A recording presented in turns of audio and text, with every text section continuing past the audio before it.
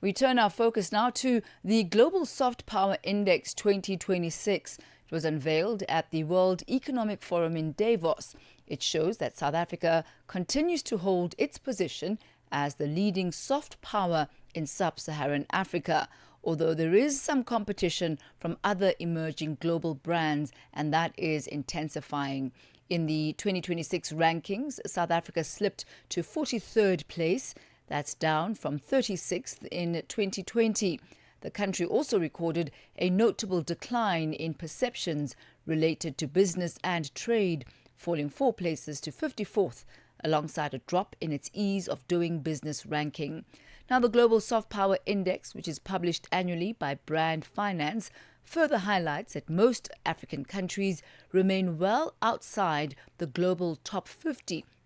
And this underscores persistent challenges linked to international reputation, to governance perceptions, economic stability, and also very much related to structural factors. For more on this, we joined this afternoon by Jeremy Sampson, Chairman of Brand Finance Africa. A very good afternoon to you, Jeremy. Good to have you with us. Could you take us through perhaps the objectives of the Global Soft Power Index 2026 and how these findings influence the country's attractiveness for investment? Welcome. Hi there, and thank you for having me. And if it's not too late, Happy New Year to you and your listeners.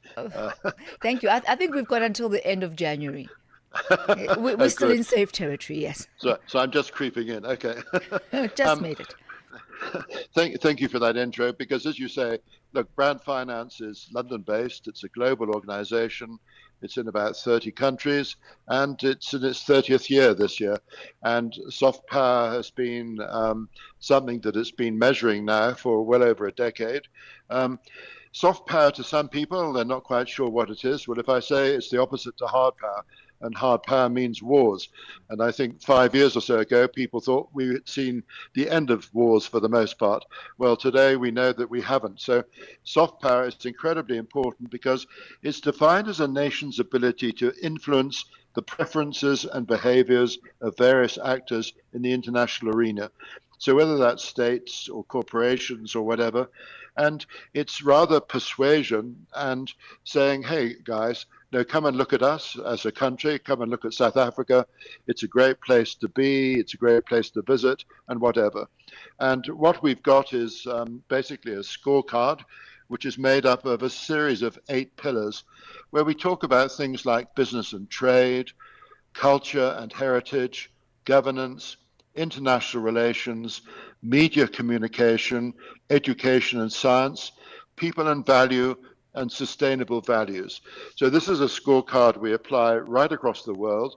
I think this year the rankings apply to about 193.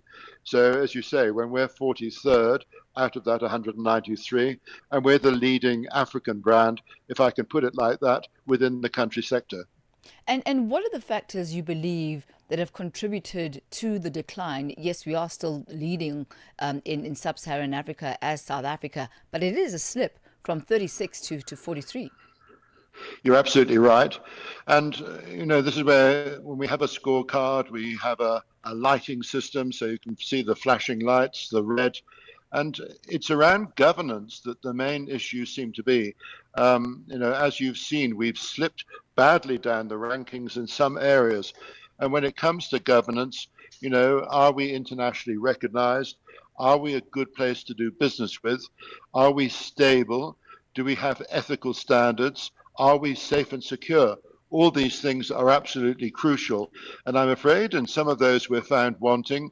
And obviously we're being measured by global standards, not just by South Africa or Africa. And people say, well, that's not fair, but that's the reality of a scorecard. Well, let's look at the other countries on the continent. We've got Nigeria.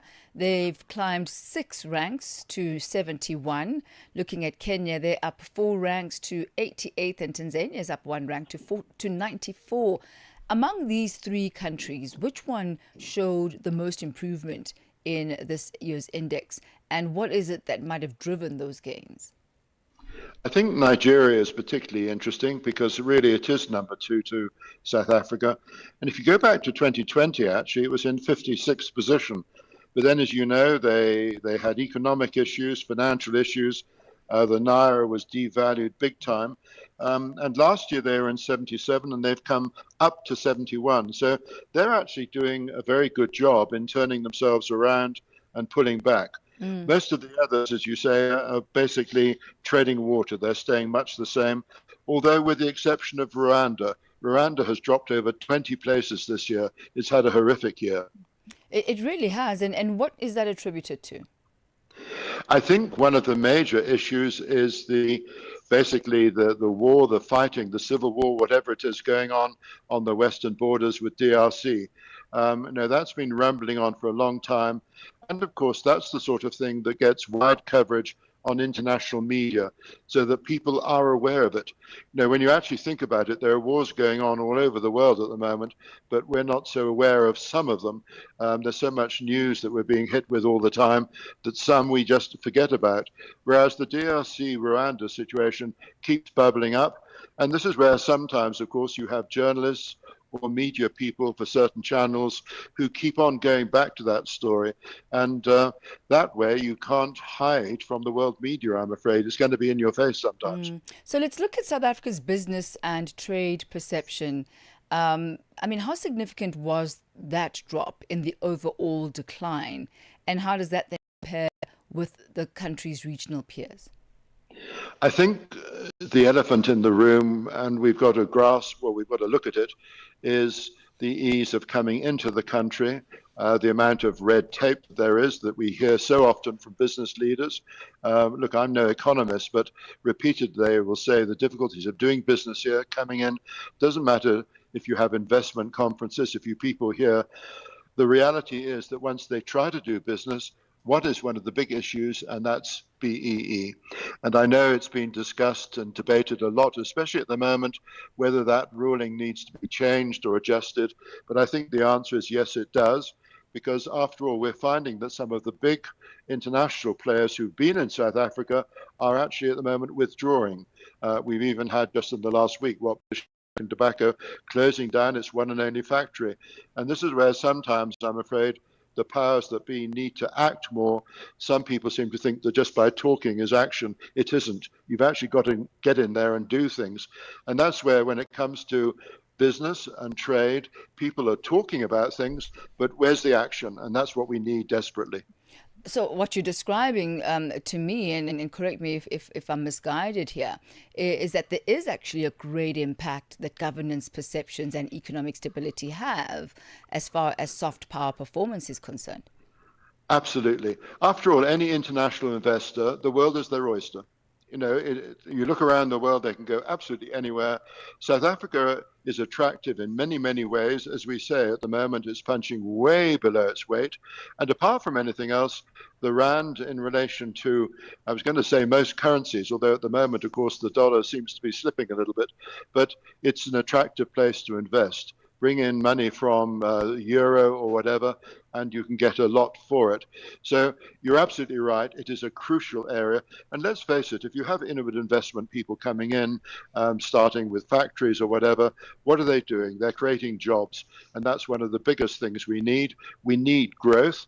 And also, of course, hopefully there'll be skills transfer, which is absolutely crucial. And then later on, perhaps they'll start making money. So the revenues, the tax situation improves for the country. So it's an absolute no-brainer. Make it easier for people, put the red carpet out, and keep the red carpet out. Don't try to trip them up later on. So let's wrap up with this, Jeremy. To what extent, or maybe rather, let's wrap up with maybe specific strategies or policy interventions that African governments can actually pursue to enhance their global soft power?